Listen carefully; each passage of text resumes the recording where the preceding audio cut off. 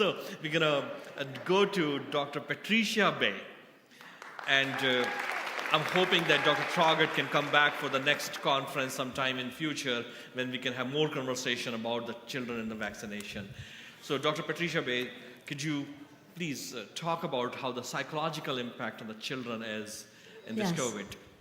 Yes, thank you for having me here today. I want to give you a case example, and I'd like to tell you this is rare, but it's not. 10-year-old boy is talking to his parents. He's getting more and more depressed and upset. His parents, really wonderful parents, educated, nice people, sitting and talking to him, saying, "What's going on? What's the matter?" And he finally says to them, he just wants to die. And so he had come to see me a couple years before when there was a death in the family, and he was struggling with it. And the parents both kind of went, "Oh, it's just stressful." And he said, "No, I want to die." And so when they asked him, "Do you have a plan?" And he said, "Yes." And then he said, "I want to go see Dr. Patty again." They called me. I got him in right away. This 10-year-old, good student, straight A's, sports, lots of friends, great in school, had lost his sports team, wasn't seeing his friends, was locked at home. He was doing distance learning, which he hated with a passion. His grades plummeted, and he got to the point where he just wanted to die.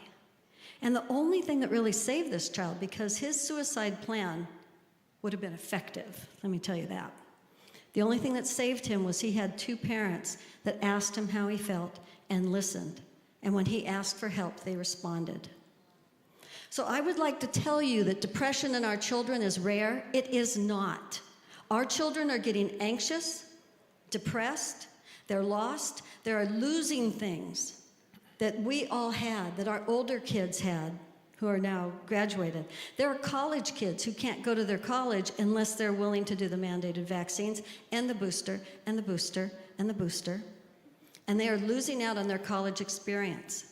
Picture the senior in high school who's been looking forward to prom for 4 years. Picture the senior in high school who's really relieved that prom is canceled because they're anxious and they're shy. Picture the fourth grader who has always been worried that they're not going to get invited to the birthday party. And now they don't have to worry about it because all the birthday parties were canceled. This is not good for our emotional development of our children. It is not good for shy kids who don't have to kind of push themselves and get out there. It is not good for our kids on the spectrum who have sensory issues, who cannot stand the masks and get yelled at and yelled at and yelled at for futzing with their masks. The overall thing that's happening with quarantine, with forced masking, with distancing, with sitting outside on the cement to eat lunch because they're not allowed to stay in the classroom or stay in the cafeteria to eat lunch. This is really hard on our children. And I am seeing depression, anxiety. I'm seeing kids lose their hair. Kids that are developing rashes on their face are breaking out from their masks. And this is stressful for kids. This is really stressful, and it worries me. It worries me. So what I want you to look at I've made a list of what I see. Isolation from peers, loss of extracurricular activities, canceling of sports, normal rites of passage are canceled, like proms and graduation and school dances and the school choir and the magical dinner and the Club Cougar and the Victorian dinners, canceled. And these are these kids' opportunities to grow, all right?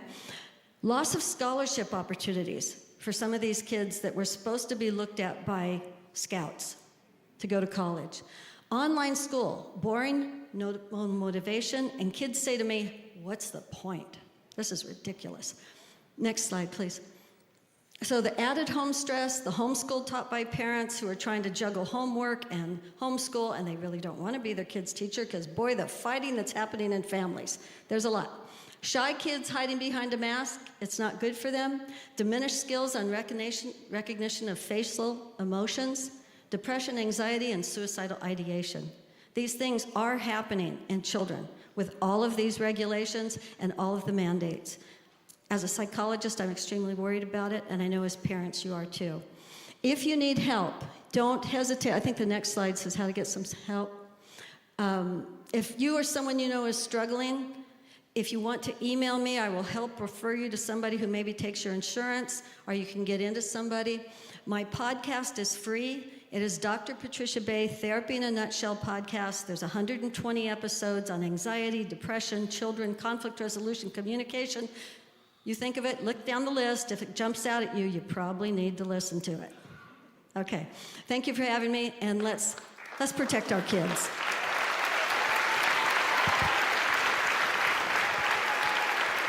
Thank you.